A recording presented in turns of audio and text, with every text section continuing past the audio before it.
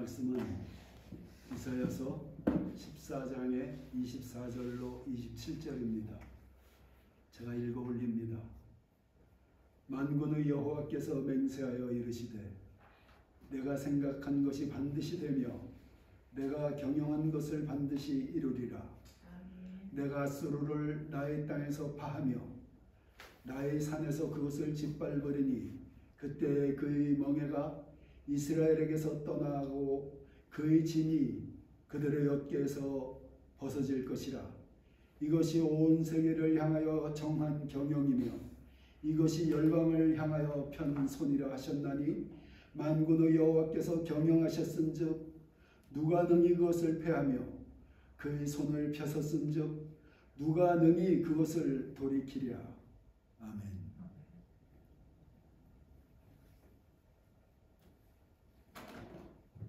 오늘 말씀의 제목은 대한민국을 향한 하나님의 경영입니다.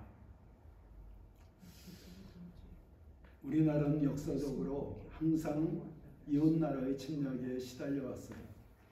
아래로는 일본이 수시로 침략해서 우리나라를 괴롭혔었고, 또 위로는 중국의 위협을 받고 오랜 역사를 견뎌왔습니다. 오늘 본문의 이스라엘이 비슷한 상황이었어요.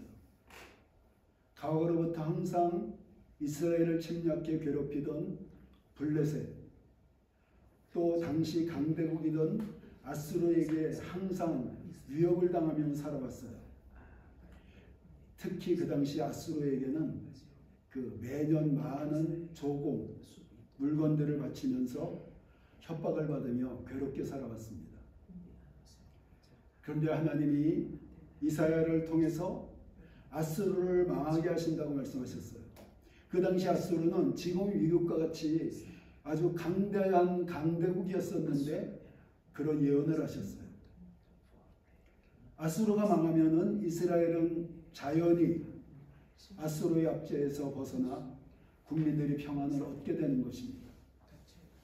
그런데 그 말씀이 선포될 때 현실이 전혀 그 예언과 하나님의 말씀과 달랐어요.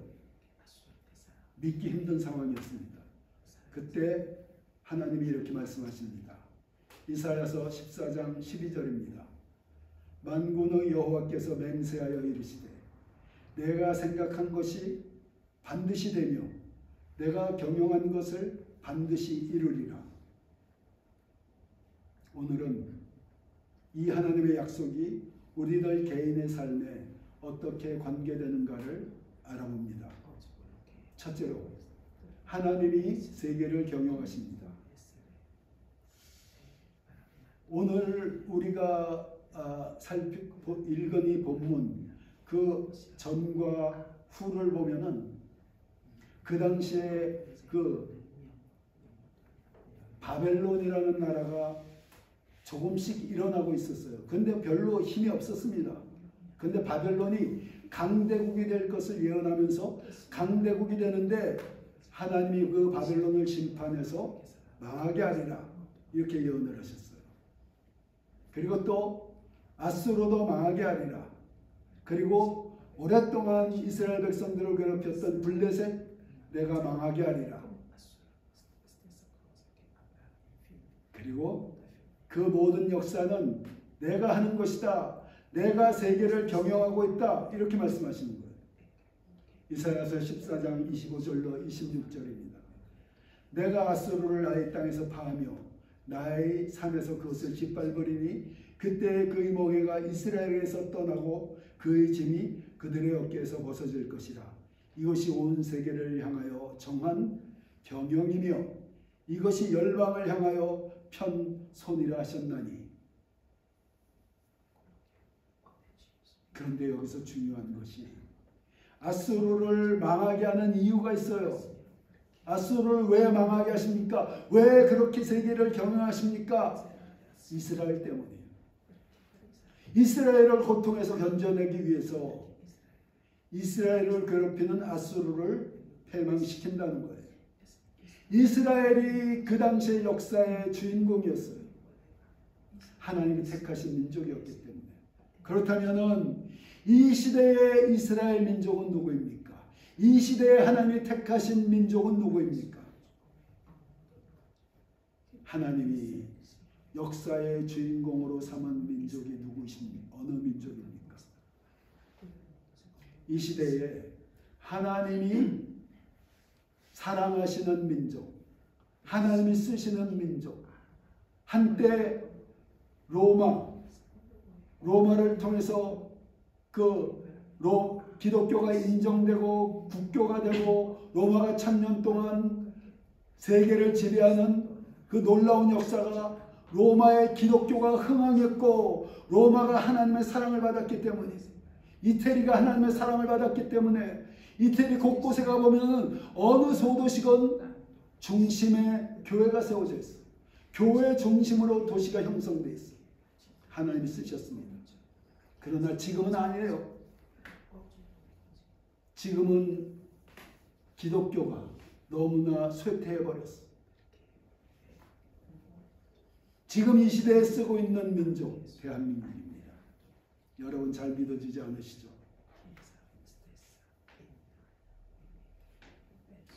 (20세기) 초부터 중반까지는 미국을 하나님이 사용하셨어요. 하나님이 촛대가 미국에 있었어요. 20세기 중반 이후에 하나님의 촛대가 동북아시아로 옮겨졌습니다.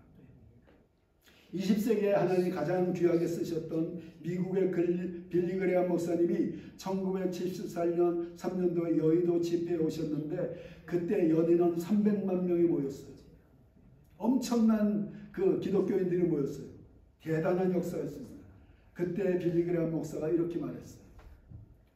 안타깝지만 하나님의 촛대가 우리 조국 미국으로부터 떠나서 동북아시아로 옮겨졌습니다.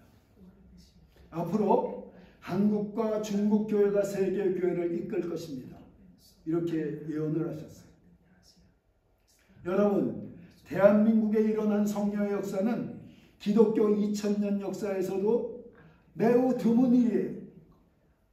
20세기 초에 세계를 뒤흔든 성령의 역사, 기독교사에 기록되어진 성령의 역사가 크게 세 군데에서 일어났습니다. 웨일즈에서 탄광지대에서 부흥이 일어나고 모든 술집이 문을 닫고 그 짧은 시간 안에 10만 명 그리고 웨일즈가 완전히 영국이 완전히 변화된 역사가 일어났었어요. 미국의 LA에서 부흥 역사가 일어났는데 3일간 집회를 하렸던 것이 3년간 계속이 됐는데 팔이 잘려나간 사람이 그 자리에서 팔이 생겨나고 죽은 사람이 일어나고 그리고 성령의 불이 너무나 뜨겁게 불타오르니까 소방사들이 여러 번 불이 난 줄 알고 실제적으로 눈이 보이는 불길이 보여서 소방사들이 여러 번 그 현장에 출동을 했던 일들이 있었어요. 이게 두 개의 사건. 세 번째가 평양에 일어났던 우리나라의 대부흥입니다. 그때 길선주 목사님이 이런 고백을 했어요. 장로로서 이런 고백을 했어요. 내 친구가 죽어가면서 그 당시에 100원이면 엄청나게 큰 돈이에요. 수억이라는 돈이에요. 그것을 자기 아내에게, 자기 아내가 돈 관리 잘 못하고 계산에 익숙치 못한 사람이니까 자네가 좀 맡아서 아내에게 전해주게 했는데 그 재산 중에서 수억 원을 빼돌렸어. 그걸 집회를 하는데 그분이 사람들 앞에서 고백을 했어요. 그 고백을 하는 순간에 갑자기 하늘 문이 열려졌어요. 사람들 사이에서 회개의 역사가 일어나기 시작했는데 내가 선교사의 돈을 훔쳤습니다. 내가 사람을 죽였습니다. 내가 내 2명의 첩을 두고 내 아내는 가정은 돌아보지도 않았습니다. 온갖 회개의 역사들이 터졌어요. 너무나 성령 역사가 강하니까 그 평양기생이라고 옛날에 유명했어요. 근데 평양기생들이 말씀을 전하지도 않았는데 그냥 그 평양을 뒤덮고 있는 성령의 역사에 의해서 가만히 있다가 갑자기 눈물을 흘리면서 얘기하면서 내가 어찌할꼬 이러면서 교회를 찾아오는 거예요. 누가 복음을 전하지도 않았는데 그 성령의 기운에 따라서 평양에 있는 많은 사람들이 교회를 찾아오게 되고, 그 소문이 들려서 성령의 역사에 의해서 저기 경상도, 전라도 걸어서 한 달 되는 거리를 걸어서 쫓아오는 거예요. 이런 놀라운 역사가 일어났어요. 여러분, 20여 년 전에 세계에서 가장 큰 교회 20개 이렇게 기록을 하잖아요. 우리나라 교회가 반 이상이었어요. 이 조그만 나라에. 장로교회 세계에서 가장 큰 교회 영락교회가 우리나라에 있었어요. 감리교회 세계에서 가장 큰 교회가 광림교회 우리나라에 있었어요. 그리고 여의도 순복음교회는 20세기에 우리나라에서 가장 큰 교회뿐만이, 세계에서 가장 큰 교회뿐만이 아니라 2000년 기독교 역사에서 가장 큰 교회예요. 지금까지도. 지금 세계에서 가장 큰 교회가 여의도 순복음교회인데 그 다음에 교회를 하고 차이가 너무나 나. 70만. 그 다음 교회는 20만.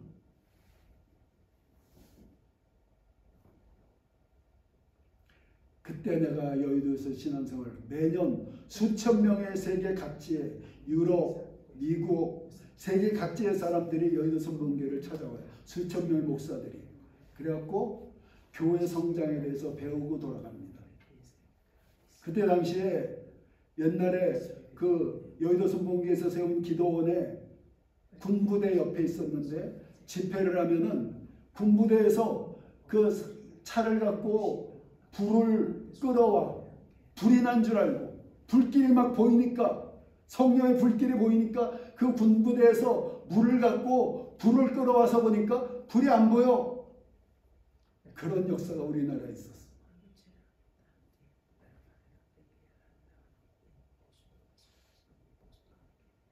얼마 전 밀라노의 어느 목사님이 말하기를, 한국 선교사들이 선교 현장에서 가장 열매를 풍성히 맺고 있대요. 그리고 현재 전 세계에 가장 많은 선교사를 파송한 나라가 미국이에요. 그런데 우리나라 한국이 그 다음으로 많아요. 근데 우리나라는 미국의 인구의 6분의 1이야. 우리나라는 5천만 겨우 되죠. 미국은 3억 5천이 넘어. 그런데 인구 비율로 따지면 전 세계에 가장 많은 선교사를 우리 교회가 파송하고 있고, 그리고 그 가장 효과적으로 열매를 맺고 헌신적으로 일하고 있는 선교사들, 우리나라입니다. 한국교회가 1, 20년 전보다 성령의 불길이 쇠퇴해진 것은 사실이나 그래도 하나님이 가장 귀하게 쓰고 있는 민족이에요. 자, 그래서 하나님이 우리 민족을 경영하십니다. 우리 국가를 경영하십니다. 며칠 전 한국에 계엄이 있었죠. 계엄이 선포되었다가 6시간 만에 해제된 거 아시죠? 내가 너무나 마음이 아팠어요. 누가 옳고 그름을 떠나서 내가 무엇이 옳고 그른지 아는데 그거 설명하려면 너무나 길어. 여러분, 그런데 그 계엄이 그대로 유지되면은 그것도 정말 세계적으로 큰 문제가 돼요. 국제적으로 우리나라가 문제가 돼. 또 계엄을 할 만큼 우리나라의 상황이 심각했었어. 이래도 문제 저래도 문제. 내가 너무나 마음이 무거워서 한 주간 내내 마음이 무거웠어. 어느 순간에 하나님 주신 말씀이 있었어. 그리고 그 말씀에 의해서 내 마음이 평안을 찾았습니다. 무엇이냐? 하나님이 역사를 경영하듯이 특별히 조국 대한민국을 하나님이 경영하고 계신다는 거예요. 위에 언급한 대한민국에 하나님이 부으셨던 은혜는 여러분 특별한 은혜의 기독교 역사상 유례가 없는 기독교 역사가들이 얘기하기를 가장 그 복음이 없는 나라에 복음이 들어가서 성공한 민족이 대한민국이래.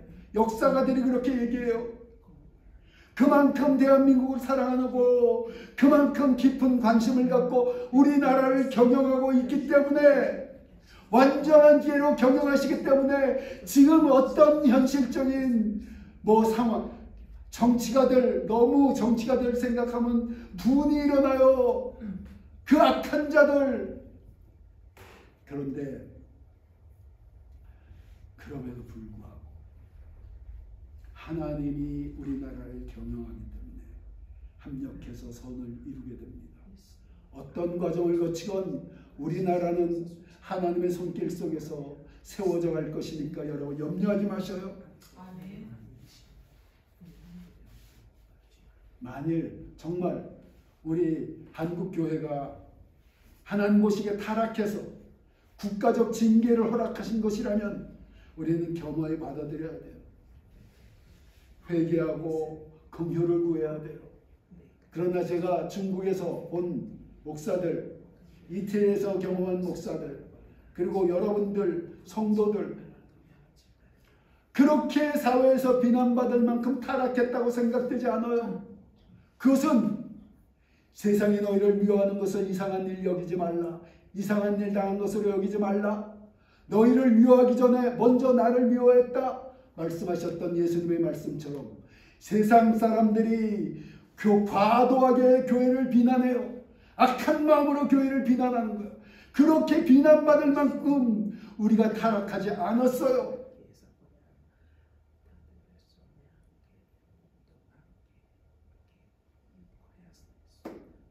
특별한 은혜를 베푸신 우리 대한민국의 교회의 역사를 하나님이 보고 계셨고 지금도 우리나라를 경영하시고 그러므로 우리는 걱정할 게 없어.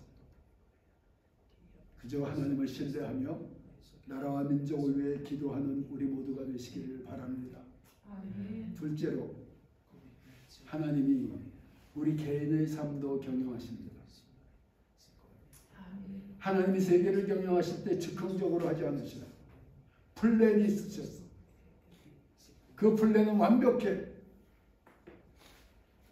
완전한 지혜로 완벽한 계획에 따라 세계를 경영하고 계시고 그 경영에 대한 계획이 성경에 기록이 되어 있고 때가 되면 성경대로 하나님의 계획이 다 이루어질 것입니다. 그와 같이 여러분 한 사람 한 사람을 향한 완벽한 계획을 하나님이 세워놓으셨어요. 완벽한 계획. 그 계획에 따라서 여러분들 발길을 지금 이끌어가고 계셔요. 우리는 아직 알 수 없지. 그러나 어렴풋하게 알 수 있는 방법이 있어요. 우리가 우리를 향한 계획을 어떻게 할 것인가.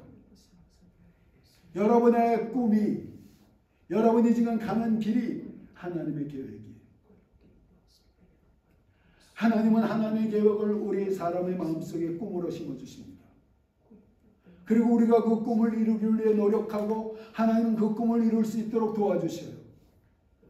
그래서 그 꿈이 이루어졌다는 것은 하나님의 세계 경영의 한 분야가 이루어진 거예요. 예를 듭니다. 어느 만화가에게 성경 만화의 꿈을 주셨어요. 그 만화가는 최선을 다해서 성경 만화를 창작합니다. 마침내 그 만화가 창작되어서 세상에 나가요. 그리고 많은 사람이 그 성경 만화를 읽고 주님을 만나 구원받게 돼요. 그 만화가의 꿈이 이루어졌습니다. 하나님은 그보다 앞서서 문화시대인 이 시대에 만화라는 문화를 통해서 영혼을 구원하고자 하는 계획을 세우시고 사람을 택하셔서 그 사람에게 성경 만화에 대한 꿈을 주셨고 그래서 그 꿈을 이뤄가게 하시고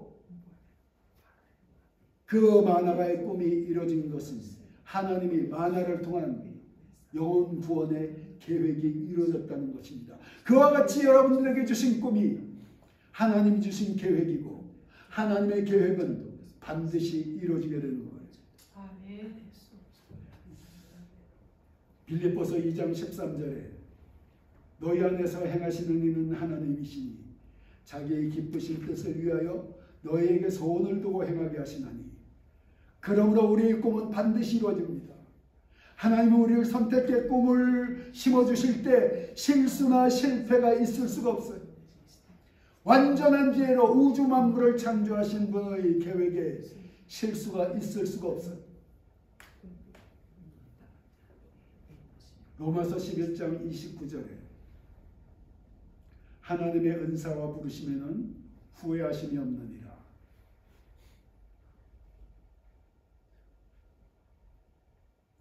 핸드폰. 자, 하나님이 우리를 선택해 꿈을 주실 때 후회하시거나 실패가 없는 거예요. 여러분들에게 주신 꿈, 여러분들이 지금 가는 길, 실패와 그리고 후회가 없으십니다. 반드시 이루어지게 됩니다. 그렇다면 셋째, 어떻게 하면 그 경영의 열매가 풍성해질 것인가? 하나님이 경영하시면 우리는 무엇을 해야 될 것인가? 그저 가만히 앉아 하나님의 경영이 이루어질 때까지 기다려야 되는 것인가? 우리가 해야 될 일이 있습니다. 여러분들의 생각과 말을 변화시키셔야 돼요. 생각의 사이즈를 키우고 믿음의 말을 해야 돼요. 생각과 말의 중요성에 대해 내가 경험한 일이 있습니다. 중국에서 사역할 때 제가 중국의 소도시에 교회를 하나 개척했어요. 근데 나는 좀 그 당시에 100개의 교회를 중국에 세우는 게 내 꿈이었었어. 그런데 내 꿈이 하나님의 계획과는 좀 다르기 때문에 하나님이 이태리로 보내셨습니다.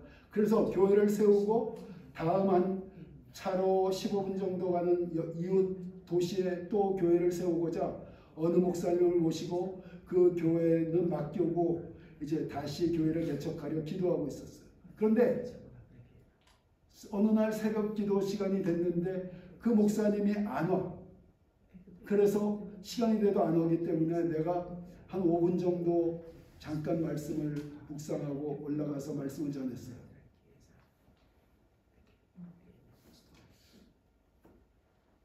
그런데 그 주일에 그때 새벽 기도에 나왔던 어느 집사님이 오셔갖고 목사님 그날 말씀이 제가 은혜가 돼서 그 말씀을 정리해서 제 미국 LA에 있는 아내에게 보내줬습니다. 그 사람이 미국의 LA에서 사업을 하는데 출장을 갖고 와서 한동안 머물다가 가는 그런 집사님이셨어요. 그런데 며칠 후에 그 집사님이 7층의 그 아파트에서 떨어져서 즉사했어. 그게 그 교민사회에서 큰 사건이었습니다. 많지 않았기 때문에 교민들이. 그래서 이제 미국에서 그 교회에 속한 그 목집사님이 속한 교회 목사님하고 성도들하고 부인이 왔어요. 장례를 치르러. 더운 나라, 내가 있었던 지역이 더운 지역이기 때문에 시신이 빨리 부패하기 때문에 빨리 냉동 처리해서 장례를 치를 수밖에 없었어요. 그때 이제 장례를 치면서 말씀을 전하고 그 목사님 말씀을 전하고 그 사모님이 나와서 이런 고백을 합니다. 갑자기 돌아가셨기 때문에 남긴 유언이 없다는 거야. 그래서 내게 마지막으로 보낸 편지가 있는데 이 편지를 읽어 올립니다. 그러면서 읽는데 그 내용이 그날 새벽에 내가 갑자기 전했던 말씀이었어요. 그런데 그게 나한테는 전기가 오는 것 같은 충격이었었어. 왜냐하면 내가 그때 어떤 기도를 하고 있었냐면은 다음 교회로 가서 이제 또 목회를 해야 되는데 이제 본격적으로 내가 좀 말씀의 방향을 새롭게 하고자 하는 말씀을 어떤 방향으로 전해야 될 것인가 하나님께 기도하고 있었어요. 성경은 모든 사람에게 동일하게 주어졌지만 목사마다 자기가 깊이 체험한 부분이 좀 달라요. 나는 십자가를 깊이 체험했기 때문에 고난과 십자가를 깊이 체험했으니까 내가 고난과 십자가를 베이스로 해서 말씀을 전할까 이런 생각을 하고 있었는데 갑자기 하나님이 그날 내가 전했던 말과 그리고 생각과 그리고 꿈과 믿음 이 부분을 4차원의 영성을 전하라고 가르쳐 주셨어요. 그대로도 몇 번 반복해서 말씀하셨어요. 그래서 내가 그 뒤로 말씀의 방향이 오늘 여러분들에게 전하는 이 말과 생각 같은 것들을 전하는 거예요. 너무나 중요한 이 말과 생각, 꿈과 믿음 같은 이 눈에 보이지 않는 영적 4차원의 영적 세계인데 현실과 환경을 변화시키는 능력에 대한 말씀은 20세기에 들어서 믿음의 거장들에 의해서 새롭게 밝혀진 성경적 계시예요.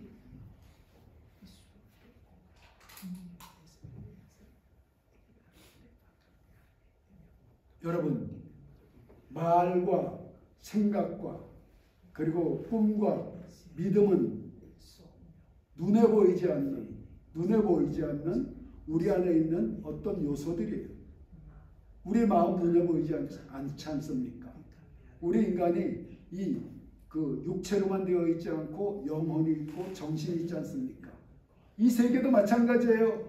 물질 세계가 있고 물질 세계를 넘어선 눈에 보이지 않는 어떤 그 능력과 눈에 보이지 않는 파워에 의해서 이 물질 세계가 운영이 되고 있는 거예요. 그런데 그런 능력을 하나님이 우리에게 부분적으로 주신 것들이 우리의 말과 우리의 생각과 우리의 꿈과 우리의 믿음이에요. 믿음이 눈에 보입니까? 그런데 예수님이 이 믿음이 없는 자들이여 왜 의심하느냐? 믿음 없는 것에 대해서 여러 번 책망을 하셨어. 다른 것 책망 안 하셨는데 믿음이 없으면 책망을 하셔. 믿음을 가지라는 거야. 눈에 보이지 않는데. 믿음이 무엇입니까? 그런데 믿음을 가지니까 믿음에 의해서 초자연적인 기적이 일어나. 환경의 변화가 일어나. 이것이 4차원의 영성의 능력이에요. 히브리서 11장 3절. 믿음으로 모든 세계가 하나님의 말씀으로 지어진 줄을 우리가 아나니 보이는 것은 나타난 것으로 말미암아 것이 아니니라. 보이는 이 물질 세계는 나타나 있는 물질 세계의 어떤 메커니즘에 의해서 되는 것이 아니라 보이지 않는 하나님의 말씀으로 창조됐듯이 우리가 하나님의 형상과 모양대로 지음받아 하나님 우리에게 주신 말, 우리에게 주신 생각, 우리에게 주신 꿈, 우리에게 주신 믿음에 의해서 이 눈에 보이는 물질 세계가 움직여질 수 있다라는 거예요. 이걸 20세기에 와서 발견한 믿음의 거장들이 있고 이것이 구체적으로 완전하게 체계화된 것이 조영기 목사님에 의해서예요. 20세기에 가장 크게 쓰임받았던 빌리 그레함과 조영기 목사님. 세계에 가면 우리나라에서 별로 안 알아줘. 우리나라 사람들은 이웃을 인정하는데 굉장히 인색해. 세계에 나가봐요. 20세기의 거장으로 알려졌는데 그분에게 이것이 집대성 되어버렸어요. 그러므로 우리가 꿈을 선명히 갖되 구체적으로 갖고 그 꿈이 크게 이루어진 것을 생각하고 그러므로 생각을 크게 하고 꿈이 이미 이루어진 것처럼 말하면 그렇게 된다는 거예요. 부정적인 말하지 마셔요. 아무것도 없는데 있는 것 같이 나는 200억을 250억이라고 그랬나? 250억을 갖게 될 거야. 아멘. 여러분 나는 목사들에게도 그렇게 얘기해요. 내 성경 만화가 전 세계에 1억 부 이상이 판매가 됩니다. 전 세계에 편만해질 것입니다.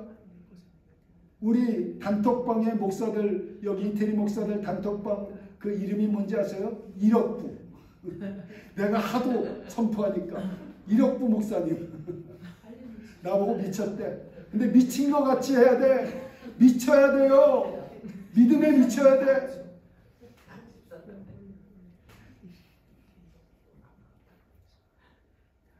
우리가 긍정적인 높고 큰 생각을 하면 그 생각대로 내가 움직여가고 주변 사람들도 움직이게 되고 환경도 움직여서 생각한 것이 현실이 되는 거예요. 우리가 믿음을 크게 가지면 그 믿음대로 우리가 움직여가고 환경도 믿음대로 되어지는 거예요. 여러분들의 꿈을 작게 가지면 작게 움직여요. 환경도 작게 움직여가 작은 환경을 쫓아가게 돼요. 큰 꿈을 가지면은 큰 꿈을 향하여 그런 환경을 향하여 여러분이 나아가고 환경도 여러분을 향해 나오게 돼요. 이게 눈이 보이지 않는 이 물질 세계 속에서 일어나는 영적 원리들이에요. 영적 파워예요. 우리가 담대히 꿈이 이미 이루어진 것을 선포하면 내 자신과 주변 사람과 환경이 움직여 우리가 말하는 대로 되어지는 것. 그게 하나님의 경영 안에서 우리가 해야 되는 것입니다. 그렇게 할 때 하나님의 계획이 더욱 풍성하게 열매를 맺는 거예요. 여러분들이 나랑 같이 신앙생활하는 동안에 내가 이 말씀을 자주 전할 거예요. 왜냐하면 여러분들, 내가 요즘 느낀 게 뭐냐면은 내 스스로가 그렇게 돼. 내가 이런 4차원의 영성과 눈에 보이지 않는 우리에게 주어진 영적 능력에 대해서 설교를 하지 않으니까 내 자신도 그것을 서서히 생활 중에서 소멸하더라. 목사가 그런지인데, 선포하는 사람이 그럴지인데, 듣는 사람들은 자주 듣지 않으면은 그 믿음에서 점점 떠나게 되는 거죠. 그래서 자주, 여러분, 우리가 밥을 계속 같은 밥을 먹어요. 그리고 특별한 음식은 뭐 국수라거나 이런 거 가끔 먹어요. 국수나 특별한 음식을 매일 먹어봐. 그럼 영양실조 걸려요. 밥을 기본적으로 매일 먹어야 되는 거예요. 이 신앙의 핵심 되는 것들을 하나님이 내게 전하라고 하신 것, 믿음의 거장들에 의해서 증명되어진 영적 원리, 이거를 여러분들이 자주 들어야 여러분들 안에서 능력이 일어나게 되어 있는 거예요.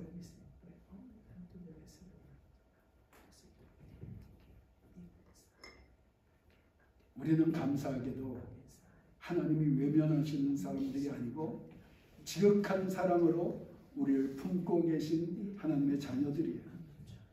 그러므로 우리를 향한 크고 놀라운 계획을 세워 우리의 삶을 경영하고 계셔요.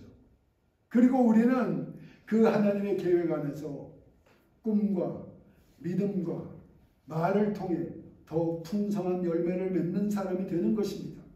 그런 은혜가 우리 모두에게 넘치시기를 예수님의 이름으로 축원합니다. 아멘.